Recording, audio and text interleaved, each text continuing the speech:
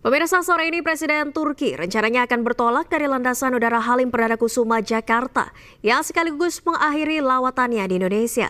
Dan kami telah terhubung dengan rekan Nata Arman untuk mengetahui suasana terkini di Lanut Halim. Selamat sore, Nata. Pukul berapa Presiden Erdogan akan lepas landas dari Halim?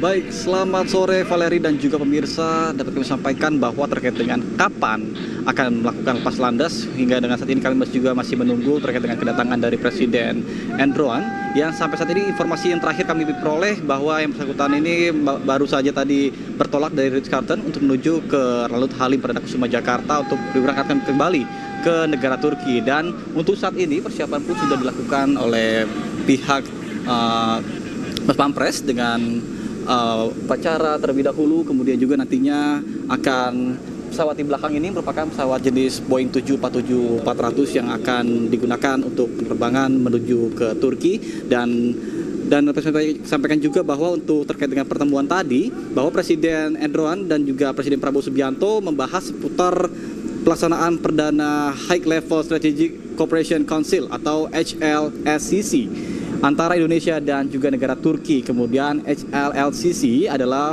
forum bilateral reguler tertinggi yang dipimpin secara langsung oleh kepala negara, sehingga semua isu strategis dan juga hal apapun itu akan dibahas secara komprehensif.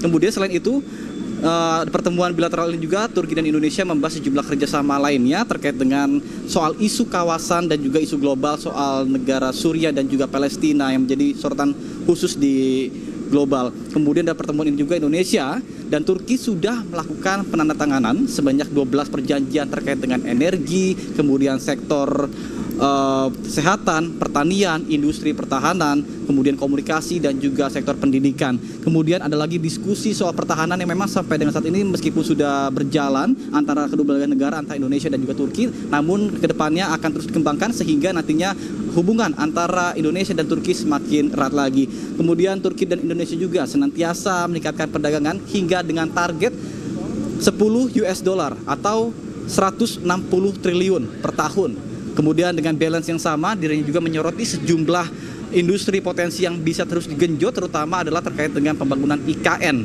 Kemudian Erdogan pun menyoroti potensi pariwisata Indonesia. Karena diketahui bahwa untuk potensi pariwisata dari Indonesia ke negara-negara luar ini paling banyak didominasi ke negara Turki. Sementara untuk Turki sendiri sampai saat ini masih mengupayakan agar nantinya banyaknya dari masyarakat ataupun dari wisatawan dari negara Turki berkunjung ke Indonesia untuk meningkatkan perekonomian antara sektor pariwisata antara kedua belah negara, antara Indonesia dan juga negara Turki.